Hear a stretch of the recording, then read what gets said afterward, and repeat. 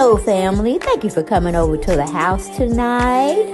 And just kick off your shoes and relax your feet. Party on down to the Xscape beat. We're kicking. Just kicking. Just kicking. Okay, you don't come to another episode where we're going to be asking the question of, why you telling my business? Don't be telling my business. Why not? Because a can and a can, a can, a can, and a wheel. Now we're off to...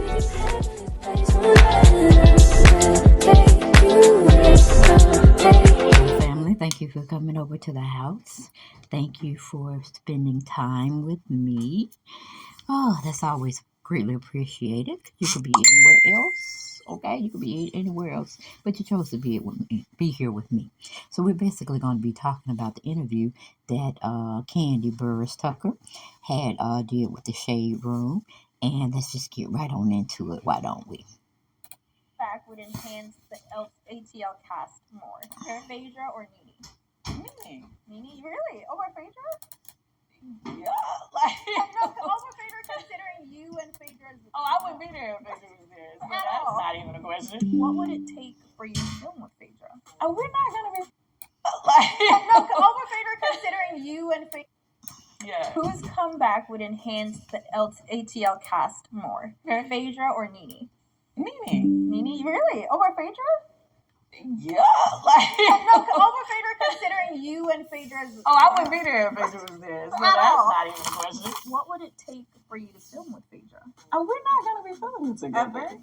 No. KandiBurruss is the embodiment of the word multi-talented. From television production to singing, songwriting, acting, and entrepreneurship, she's done it all and then some. With a successful career spanning over 4 decades, there's not much she can't do. And today, she is stepping into the Shady. What's up, roommates? It's your girl Tembi, and today we have none other than somebody who's giving legs, she gives hips, and she gives body. She is worldwide Miss KandiBurruss. Hey, Candy. Hello. How are you? I'm good. Stepping into the shade room today. I'm scared. Why? Because every time I feel like I'm gonna say something that is like, what am I gonna say? But you're a straight shooter. Pow. And that gets you in trouble sometimes. But you always stand by it. But, you know, you have so many jobs. So I kind of just want to start by listing everything you do. You're a musician. You're an actress. You're a YouTuber. You're on Real Housewives. You have 2 restaurants. You have a clothing store. You have a sex line store. You're a mother. You're a daughter. You're a wife. And you're a very present and supportive friend. Yes. All that. How do you do it? Like, how do you even have the time? Well, I mean, that's really kind of hard to say. I think we make time for what we want to make time for, right? Mm-hmm. And I definitely feel like sometimes I'm slacking in areas that I wish I could be doing better at. Like, you know, of course, every now and then I get, you know, I have a friend or I have a family member that's like, oh, you haven't called and checked on me, or, you know, so I drop the ball in, you know, certain places just like everybody else.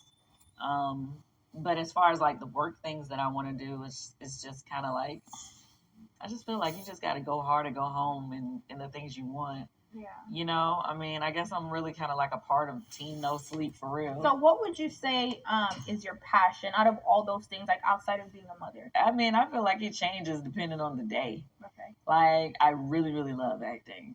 But I really, really love writing songs too, even though I haven't really been putting as much time into the songwriting as I used to, you know. Why not? Just because I get caught up with everything else, and so it's like the little time that I do have free, I don't necessarily want to just sit in the studio. Right. Yeah. And that's really the main thing, and so I kind of hate that because it's I you know how certain things you know you're good at, like I know I'm good at that, right? And I enjoy doing it, but I just haven't been giving it the time that I should. Like what actually drives you though? Is it like the money? Is it the passion? Like what is it that just keeps you?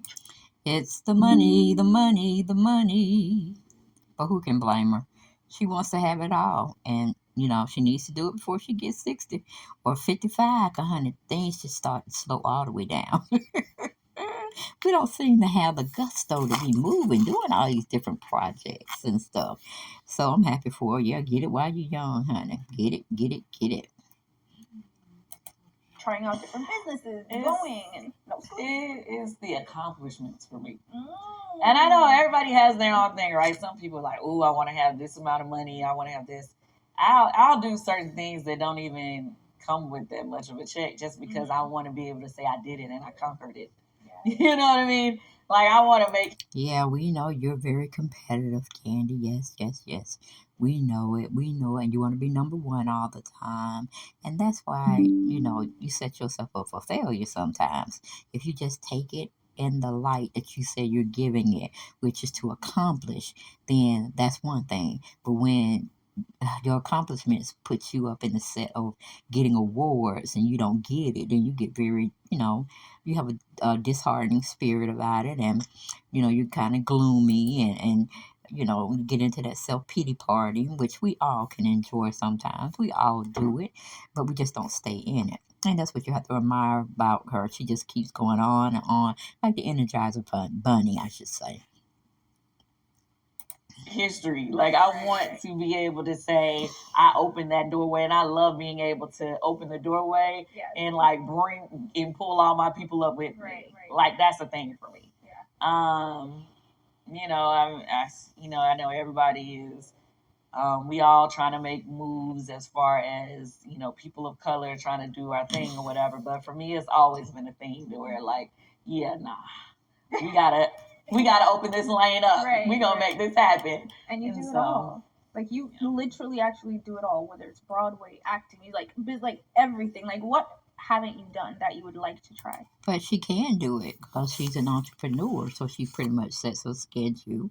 Well, I should say Don Juan sets her schedule, and she probably tell him to tweak it a little bit because she has to have time to herself, and she has to have time to her family and giving back and all that kind of stuff. So it kind of gets crazy, I'm pretty sure, for her.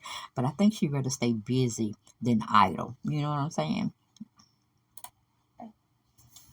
Well, just recently, my husband and I produced our own movie. We used our own money, produced the movie, and we still edit, so we haven't like shopped it yet or whatever. But it's turned out extremely great. But I wanna, we like to be the bosses of what we do. So I would love to be able to produce our own films and more of that. Kandi first stepped into the spotlight in the early 90s as part of the iconic singing group Xscape. And while they've been together for years, their road to success has not come without challenges. Since this interview, drama within the group has left fans wondering about their future. And of course, she's talking about the Latasha drama, about the 30K and all that jazz. Okay, so yes, there's infighting in between the groups of the SWV and Xscape, and Xscape have their own multifaceted problems that they just can't seem to get rid of. But hey, if they get rid of Latasha, I think things will simmer down and they would go forth and be great without her. But that's just my spiel. Going back to the world of Xscape, Kandi became known as a massively successful songwriter, penning hits like No Scrubs and Bills, Bills, Bills. It's both her talent and work ethic that has since cemented her as a force in the music industry. So you kind of touched on songwriting a little bit.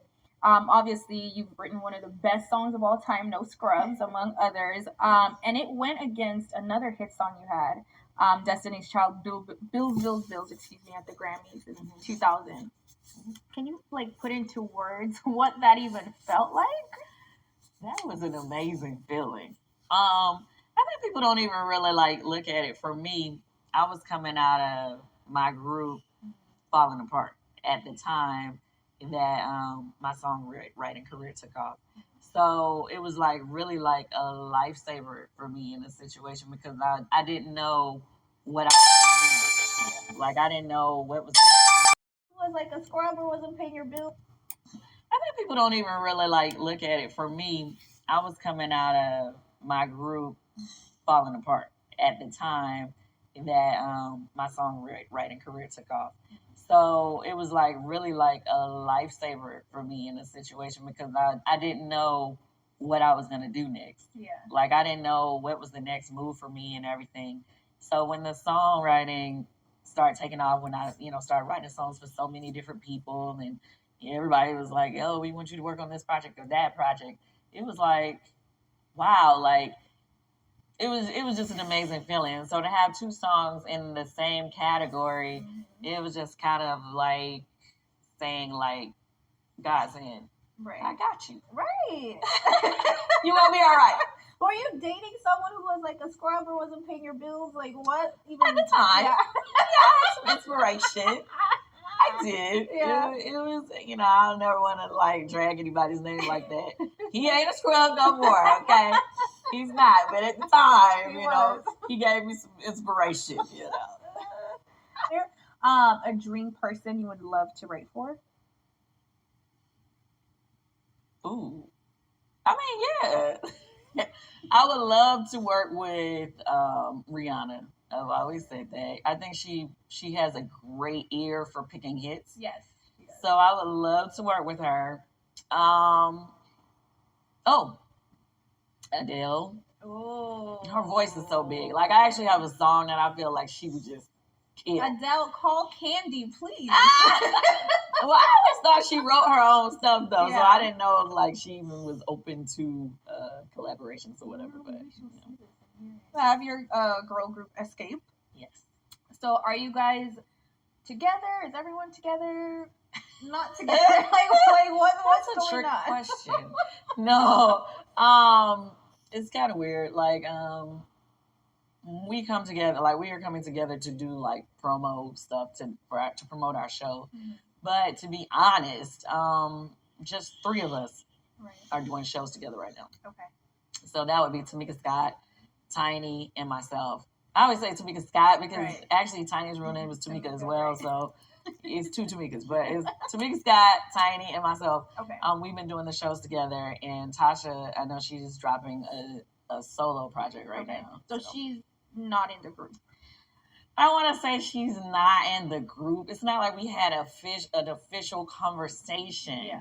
We just haven't been communicating. And was this That's due to a more honest way to put it. Okay, and was this due to the Soul Train Award situation, the dress situation? We were already having issues Okay. before the Soul Training thing, and it was very frustrating for us when that happened because we felt like, meaning us, meaning me, Tamika, and Tiny, because we felt like people were blaming us for Tasha not knowing what we were going to wear. And it just wasn't like that. We had already were having issues well before all summer, basically, because, we started filming the TV show last summer. The entire summer, we could not have a whole conversation without arguing. We did not have one conversation during the time of filming without arguing or it turning into a problem. And so the dress thing, she said there was like a miscommunication. Do you think it was intentional? It was definitely not intentional. Okay. So to be clear, no intentional on her end to wear a different dress. Oh, I don't know about it being intentional or not. We didn't really think of it like that at the time that it was happening. She has her own stylist. She didn't want to have the stylist that was styling the group. She wanted her own separate thing, which is fine. But we were last minute, all of us coming to figure out what we were going to wear or whatever. And the stylists were communicating. I guess Jeremy basically said something like we were just going to do like diamond or gold and diamonds or whatever. And her stylist said she was wearing gold. Okay. Her dress looks more green than gold. Right. That is not our fault. We did not. You guys didn't see like pictures? The stylist didn't And see to be pictures? clear, no, her stylist sent a picture of the piece of material. It was like a little square of material. He didn't want us to see her dress. Right. So it was like, well, how are we supposed to know what you got going on? You know what I'm saying? And to be clear, it wasn't like we took offense to that or anything because this had been happening the entire summer. Like, So we wasn't tripping. Right. But when the fans saw it and, her dress looked totally different. Now, and this is another example. Tamika Scott was actually going to wear a red dress. Okay. But when Tiny had spoke with Tasha about it, Tasha was like, oh, she gonna be standing out too much. She gonna look too different.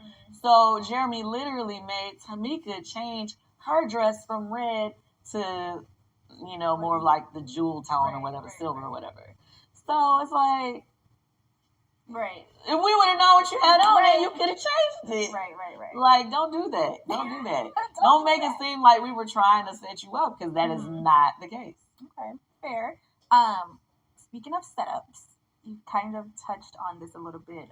Carlos King, essentially taking your life story, and trying to sell it and make a movie out of it. What is like the update on that now? Where do you guys stand? Have you had a conversation? There is no update. He and I haven't talked about it at all. And it's not like I'm reaching out to him trying to talk about it. Right. That happened some years ago. Okay. Yeah, because it was when our group first got back together. Remember when we were when we first came back together? What was it, 6 years ago now? Now it's been like 6 years ago. When that was part of the reason that we ended up coming back together, because we found out somebody was doing our life story at some network. And then, we were calling each other like, yo, did you do this? Did you do this? And then when I found out. How did you find out? It was random. You guys were friends, right? Who? You and Carlos? Or Todd I and thought Carlos? we was cool. Okay. Todd and Carlos used to be business partners. I considered Carlos like a friend. He used to have an office in my office building and everything. Wow. Yeah, I thought we were cool. Right. Now, Todd and Carlos did bump heads about some business stuff, which is, when you have business y'all do business together, sometimes you're going to have some issues, right? So they did have some business issues, but in that last season that Carlos had produced, we still were being, working together, being cordial or whatever. I had to be around him damn near 5 days a week, right? So we ended up, the filming ended that season, for Housewives that year, in November. December, so only a few weeks from the time I seen him, in December, I was talking to a friend of mine that was like a producer director. Me and Todd was talking to him, and we were like, it would be dope if Xscape had a movie about our lives or whatever. And our friend was like, oh, they already doing that movie. And we was like, what you mean? Who's already doing the movie? Right. And he was like, yeah, I just took a meeting about that. Somebody, he was like, yeah, he told me the network or whatever. And I was just like, what? So I called my agent. I'm like, yo, what is going on? He looked into it and found out that it was true, that the network was doing it. And anyway, it took us a couple more weeks to find out who had put it all together, but it come to find out it was Carlos. He was supposed to be producing, director, whatever, the movie. And it was crazy because that same, right before I found out it was him, one of his producers or people that he worked with had reached out to my mom, was like, oh yeah, we trying to do a documentary about girls. We wanted to get some more information, to interview my mom. So you're gonna do all of that and you don't even tell me, you don't even talk to me, you don't even mention. And then first when I called him, he didn't answer my call. But then when Tiny and we went and had a meeting with the network, because much love to Kathy Hughes. Okay. Who's over TV1. Because as soon as she found out about it, she shut it down. Yes. Because she was like, as a black woman, I don't want other black women to be taken advantage of. So at that point, when it started being a problem, then he reached out, and I didn't answer his call at that point. I'm he didn't answer my call when I called him. Considering he's a good producer, if he had asked, would you have worked with him on it, or is it more? If it would have been to me, if he would have reached out in the beginning before selling it, right. If he had reached out, it would have been a conversation. Yeah. It would have been okay, well, let's see how this could work or whatever. It wouldn't have been a get out my face. Yeah. But if you find out, it was just hard for me because, to be clear, he's the same person. We went hard for him, to executive produce, which was that Candy's Family Ski Trip. I think we had the first show that he executive produced. Oh, wow. Like, I literally was like going hard with them. Like, yo, y'all gotta let him do it. Yeah. And so we were cool. Like, we had like a good relationship, I thought, except for the, you know, the drama between him and Tide about business or whatever. But that was like still like, you're around me all the time. I'm seeing you almost every day for months. Yeah, it was more so a betrayal. It was a serious betrayal for me. I just didn't even understand it. Like, I didn't get it. I didn't understand it. But, you know, at this point, it shut down. Okay. I haven't been talking about it anymore. Like, I don't want people to feel like I'm dragging it. Because you know how some people are like, oh, she's dragging it. Yeah. I'm not dragging it. You know, I'm asked about it, and the conversation came up. The music industry isn't the only place KandiBurruss has made her mark. The multi-hyphenate talent is also well known for her presence in the reality television world as one of the Real Housewives of Atlanta. From piping hot tea to real life shade, Kandi is spilling it all. All right, so let's talk about Housewives a little bit. So Nene said the franchise is starless and that there are, you know, people are not famous, they are known. Do you agree? I don't agree with her. You know, I mean, she's so funny to me. I don't agree with her. And the reason being is because, like,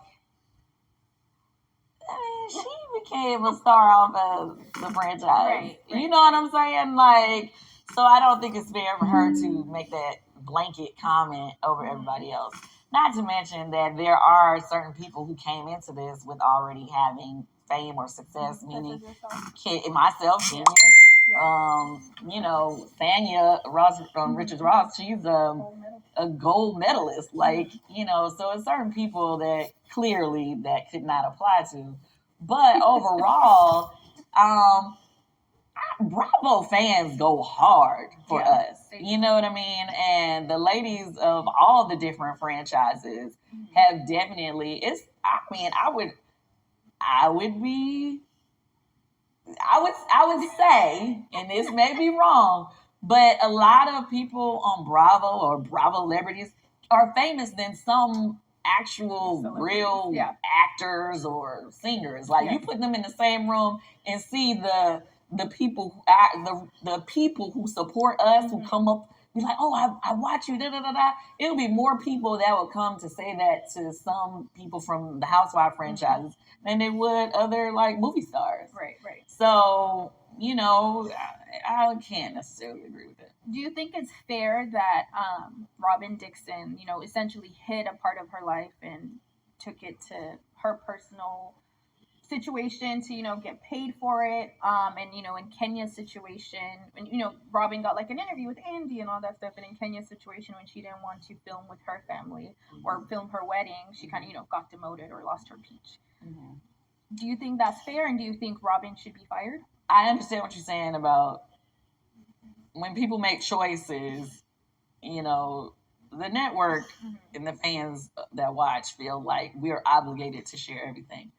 Now, what I will say, I didn't keep up with all that story about what was going on with her situation, but I just kind of felt like sometimes things happen between seasons. Okay. I don't know when that happened to her. So if we weren't necessarily filming when that happened, but what I'm saying is, did she need to volunteer it? Right. Like, if something happened in between seasons and nobody was there or she wasn't being filmed during that time, I don't think she had to wait till the season started and be like, oh, well, you know, a month ago when I was, you know, I don't think she necessarily had to do that. But if one of the other ladies brings it up, you have to address it. Simple as that. It's like we can't really just go around not addressing things you can't do. Like, you can not name names because you don't want to, like, bring other people's names into the show who ain't a part of the show. But you have to address the situation. Right. Okay. And they're kind of having a conversation about code. And I'm sure the women would have loved for Portia to address the situation of how her and Simon got together. Okay. But that's all I got, people. I ain't got no more. I hope y'all enjoyed the video. I will be back later with more, but continue to watch, continue to subscribe to my other channel, Make It Make Sense, and look for the avatar, and my sense is spelled CENTZ, and have fun this weekend. And again, subscribe to my other channel, which is coming up right now. All right, you see it? Now go to it and subscribe. Thank you. Bye bye.